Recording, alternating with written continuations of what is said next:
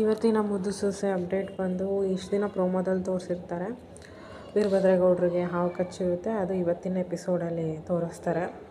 ಸ್ಟಾರ್ಟಿಂಗಲ್ಲಿ election ಕಮಿಟಿಯವರು after checking ನಿಮ್ಮದೇನು ತಪ್ಪಿಲ್ಲ, ನಿಮ್ಮ ಕಾರಲ್ಲಿ ಏನೂ ನಮಗೆ ಸಿಗಲಿಲ್ಲ ಅಂತ ಹೇಳ್ಬಿಟ್ಟು ಸಾರಿ ಕೇಳ್ಬಿಟ್ಟು ಹೋಗ್ತಾರೆ. ಇದನ್ನು ನೋಡಿ ಶಿವರಾಮೇಗೌಡರು ಮತ್ತು ಅವ್ರ ತಮ್ಮ ಶಿವರಾಮೇಗೌಡರು ಅವ್ರ ತಮ್ಮಂಗೆ ಹೇಳ್ತಾರೆ, ನಮ್ಮ ಕಾರಲ್ಲಿ ಯಾವನ್ಲ ದುಡ್ಡಿಟ್ಟಿದ್ದು ಅಂತ ಹೇಳ್ತಿರ್ತಾರೆ. ಅಷ್ಟರಲ್ಲಿ ಕ್ವಾಟ್ಲೆ ಬೈಕ್ ತೊಗೊಂಡು ಹೋಗಿರ್ತಾನೆ. ಮತ್ತೆ ರಿಟರ್ನ್ ಬಂದುಬಿಟ್ಟು ಅಣ್ತಮ್ಮ ಎಲ್ಲರೂ ಹೋದ್ರು ಬಾ ಅಂತ ಕೂಗಿ ಕರೀತಾನೆ. ಆವಾಗ ಬರ್ತಾರೆ ವೀರಭದ್ರೇಗೌಡರು ಬಂದ್ಬಿಟ್ಟು, ಅಪ್ಪಯ್ಯ ನಾನು ನಿನಗೆ ತೊಂದರೆ ಕೊಡಬೇಕು ಅಂತ ಬರಲಿಲ್ಲ ಅಪ್ಪಯ್ಯ, ನಾನು ನಿನ್ನ ಕಾಪಾಡಬೇಕು ಅಂತ ಬಂದೆ, ನನ್ನ ಪ್ರಾಣ ಇರೋವರೆಗೂ ನನ್ನನ್ನು ಕಾಪಾಡ್ತೀನಿ ಅಪ್ಪಯ್ಯ ಅಂತ ಹೇಳ್ತಾನೆ ತಲೆ ಸುತ್ತ ಬಿದ್ದೋಗ್ತಾರೆ. ತಲೆ ಸುತ್ತ ಬಿದ್ದೋದ ತಕ್ಷಣ ಕ್ವಾಟ್ಲೆ ಅವನ ತೊಡೆ ಮೇಲೆ ಮಲಗಿಸ್ಕೊಳ್ತಾನೆ. ಶಿವರಾಮೇಗೌಡರು ಎಷ್ಟೇ ಎಬ್ಸಿದ್ರೆ ಎದ್ದೇಳಲ್ಲ.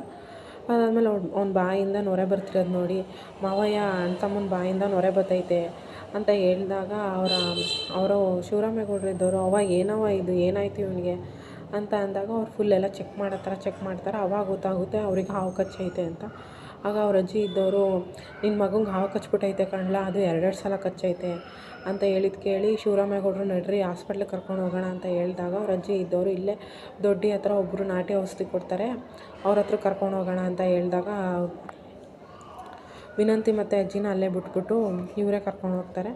ಈ ಕಡೆ ವಿದ್ಯಾ ಫುಲ್ ಟೆನ್ಷನಲ್ಲಾಗಿರ್ತಾರೆ. ಅಂದರೆ ಅವಳಿಗೆ ಒಂಥರ ಟೆನ್ಷನ್ಗಿಂತ ಒಂಥರ ಭಯ ಆಗ್ತಿರುತ್ತೆ. ಬಿಕಾಸ್ ಅವಳ ಗಂಡಂಗೆ ಆ ಥರ ಆಗಿರೋದ್ರಿಂದ ಅವಳಿಗೆ ಆ ಥರದ್ದು ಒಂದು ಸೀನ್ ಕ್ರಿಯೇಟ್ ಮಾಡಿರ್ತಾರೆ, ಒಂದು ಇನ್ನರ್ ಫೀಲಿಂಗ್ಸ್ ಗೊತ್ತಾಗ್ತಿದೆ ಅಂತ. ಈ ಕಡೆ ಚಂಪಾ ಎಷ್ಟೇ ಸಮಾಧಾನ ಮಾಡಿದ್ರು ಸಮಾಧಾನ ಆಗ್ತಿರಲ್ಲ. ಇವರು ಕರ್ಕೊಂಡು ಬಂದು ಸೇರಿಸ್ತಾರೆ ಆ ಒಂದು ಔಷಧಿ ಕೊಡೋ ಜಾಗಕ್ಕೆ.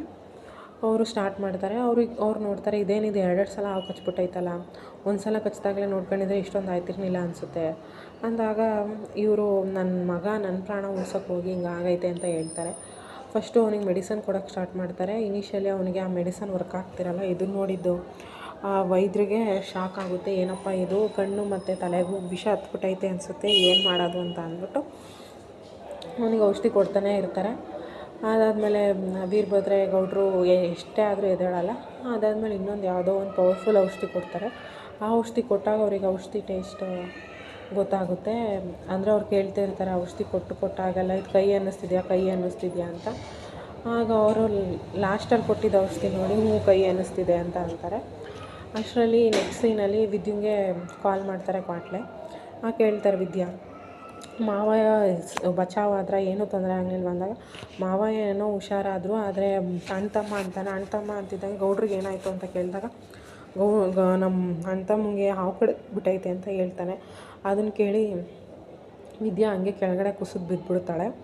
ಚಂಪಾ ಆಮೇಲೆ ಫೋನ್ ಇಸ್ಕೊಂಡು ಮಾತಾಡಬೇಕು ಅನ್ನೋ ಅಷ್ಟರಲ್ಲಿ, ಅಣ್ಣಯ್ಯ ಈಗ ಗೌಡ್ರು ಎಲ್ಲವ್ರೆ ಅಂತ ಎಲ್ಲ ವಿದ್ಯೆನೇ ಮಾತಾಡಿದಾಗ ಇಲ್ಲಿ ದೊಡ್ಡಿ ಹತ್ರ ಇರೋ ಒಂದು ಚಿಕಿತ್ಸೆ ಕೊಡೋ ಜಾಗ ಕರ್ಕೊಂಡು ಹೋಗೋರು, ಈಗ ನಾನು ಅಲ್ಲಿಗೆ ಹೋಗ್ತಿದ್ದೀನಿ, ಅಲ್ಲಿಗೆ ಹೋಗ್ಬಿಟ್ಟು ಏನಂತ ಅಪ್ಡೇಟ್ ಮಾಡ್ತೀನಿ ಅಂತ ಹೇಳ್ಬಿಟ್ಟು ಅವ್ನು ನೋಡ್ತಾನೆ. ಅವನು ಅಲ್ಲಿಗೆ ಬಂದು ಕೇಳ್ತಾನೆ, ಮಾವಯ್ಯ ಏನಾಯಿತು ಅಂತ. ನೋಡಿದ್ರೆ ಅವನು ಇನ್ನೂ ಉಳಿಯಲ್ಲ ಅಂತಲೇ ಹೇಳ್ತವ್ರೆ ಅಂತ ಅವ್ರ ಚಿಕ್ಕಪ್ಪ ಹೇಳ್ತಾನೆ. ಇದನ್ನು ಕೇಳಿ ಕ್ವಾಟ್ಲೆನೂ ಫುಲ್ ಶಾಕಲ್ಲಿರ್ತಾನೆ.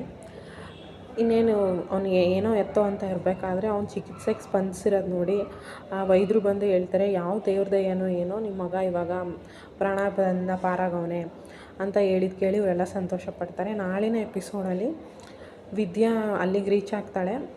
ವೈದ್ಯರು ಹೇಳ್ತಾರೆ, ನಿನ್ನ ಗಂಡನ್ನ ನೀನು ಎಚ್ಚರವಾಗಿರಿಸ್ಬೇಕು, ನಿನ್ನ ಗಂಡ ನೀನು ಎಷ್ಟು ಎಚ್ಚರವಾಗಿರಿಸಿರ್ತೀಯ ಅಷ್ಟು ಬೇಗ ಅವನು ಹುಷಾರಾಗ್ತಾನೆ ಅಂತ ಹೇಳಿ ಅವನನ್ನು ಎಚ್ಚರ ಮಾಡೋಕ್ಕೆ ಟ್ರೈ ಮಾಡ್ತಾರೆ. ಅದು ನಾಳಿನ ಎಪಿಸೋಡಲ್ಲಿ ತೋರಿಸ್ತಾರೆ. ಇದು ಇವತ್ತಿನ